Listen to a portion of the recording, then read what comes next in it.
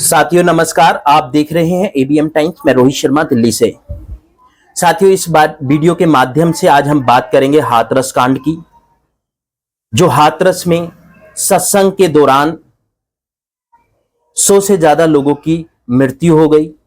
आंकड़ों के अनुसार बताया जा रहा है कि 121-124 लोगों की वहां डेथ हो गई है और बहुत सारे लोग अस्पतालों में अभी भी जख्मी कंडीशन में हैं, अभी भी घायल हैं।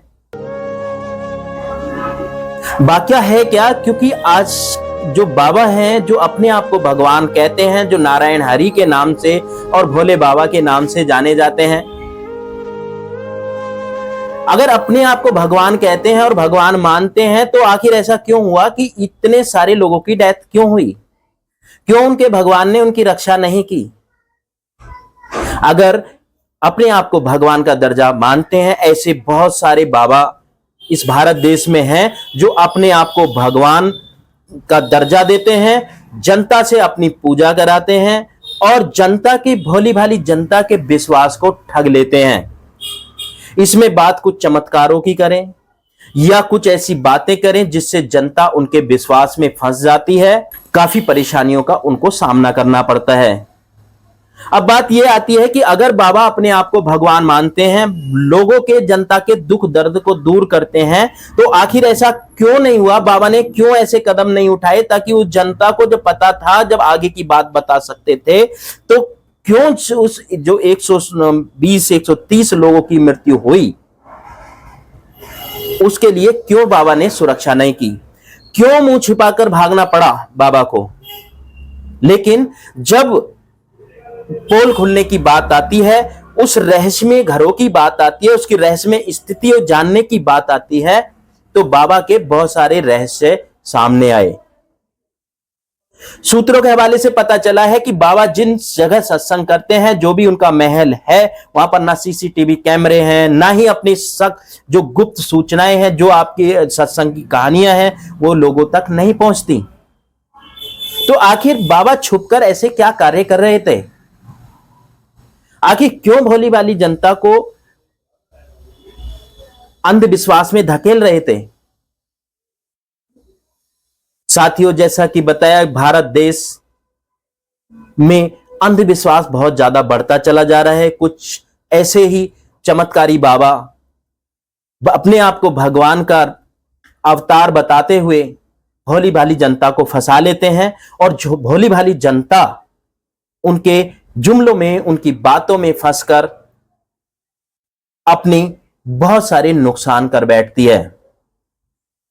साथियों, जैसा कि बताया जा रहा है कि इस वीडियो के माध्यम से हम आपको ये जानकारी दे रहे हैं कि अगर बाबा अपने आप को नारायण हरि कहते हैं, अगर भगवान का अवतार हैं, तो आखिर क्यों बाबा उन लोगों के मरने के बाद भी उनको एक सांत्वना देकर, उनके परिवार को एक विश्वास देकर के क्यों सामने नहीं आए? क्यों बाबा को छुपना पड़ा? क्यों बाबा को भागना पड़ा? ये एक बड़ी ही सोचने वाली बात है।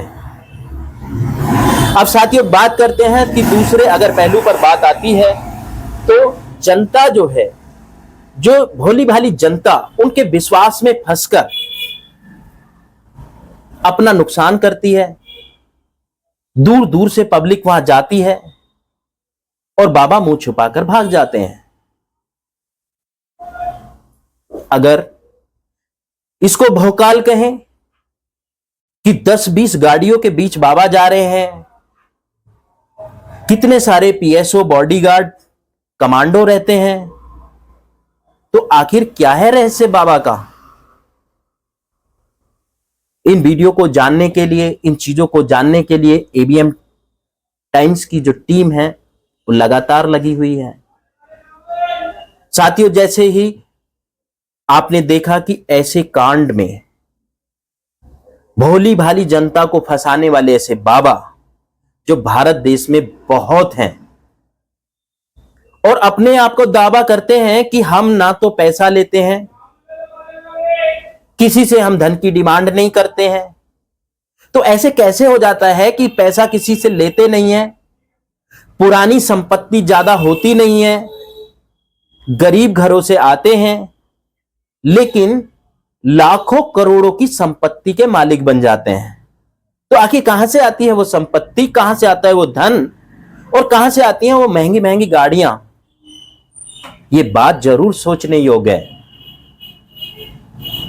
साथियों। ऐसी स्थिति को, और जो ऐसे बाबा गुमराह कर रहे हैं, सरकार को कोई ना कोई ठोस कदम उठाने पड़ेंगे। और ये जनता को भी समझना पड़ेगा कि आखिर बाबा दुख दर्द खत्म कर देते हैं तो क्यों हर बार बाबा जब कहीं किसी तरह सत्संग होता है, क्यों लाखों करोड़ों की भीड़ इकट्ठी हो जाती है, क्यों इतने लोग इकट्ठे हो जाते हैं, और क्यों ऐसे विश्वास में फंसकर अपनी जिंदगियों को दांव पर लगाते हैं? साथियों, ये बात बहुत ही गहरी है और सोचने योग्य है। जनता को सतर्क होना पड़ेगा ताकि वो ऐसी घटनाओं से बच सके। अधिक जानकारी के लिए एबीएम टाइम्स को लाइक और सब्सक्राइब करें। धन्यवाद।